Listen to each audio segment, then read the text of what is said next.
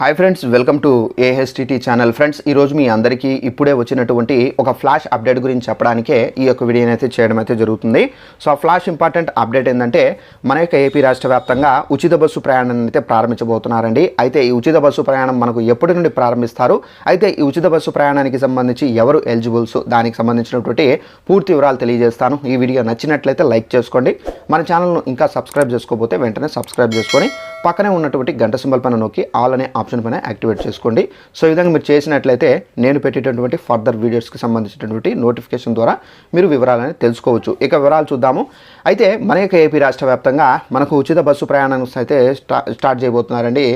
అయితే మనకు ఈ ఉచిత బస్సు ప్రయాణం మనకు ఎప్పుడు స్టార్ట్ చేస్తారంటే, అసలు ఈ ఉచిత బస్సు ప్రయాణం ఎవరు మనకు ప్రారంభించబోతున్నారు దానికి సంబంధించి మీకు ఫస్ట్ ఆఫ్ ఆల్ క్లారిటీ ఇచ్చి నెక్స్ట్ మనకు ఎప్పుడు స్టార్ట్ చేస్తారో దానికి సంబంధించి తెలియజేస్తాను.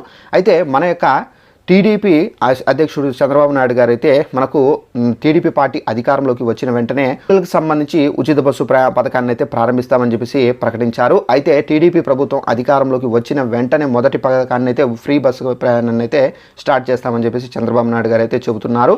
అయితే మనకు మహిళలకు సంబంధించి ఎవరికి ఫ్రీ ఉంటుంది ఏంటి అని చూసుకున్నట్లయితే మన యొక్క పక్కన రాష్ట్రమైనటువంటి తెలంగాణ రాష్ట్రంలో మాత్రం ఉచిత బస్సుకు సంబంధించి ఎవరైతే మహిళలు ఉన్నారో అందరికీ ఫ్రీ అయితే పెట్టారు. అయితే మన యొక్క ఏపీ రాష్ట్రంలో సో మహిళలందరికీ పెడతారా, లేదంటే కనుక వృద్ధులు వితంతులకు అలాంటి వాళ్ళకు ఫ్రీ పెడతారా అనేది మనకి ఇంకా అప్డేట్ అయితే రాలేదు.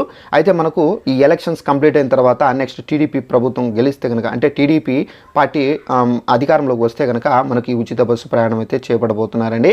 అయితే మనకు ఈ ఉచిత బస్సు ప్రయాణానికి తప్పనిసరిగా ఆంధ్రప్రదేశ్ వాసులు అయితే ఉండాలి. తప్పనిసరిగా మీరు ఆంధ్రప్రదేశ్లో పుట్టిన వారై ఉండాలి. అప్పుడే మీకు ఈ ఉచిత బస్సు ప్రయాణానికి సంబంధించి అర్హులు అవుతారు.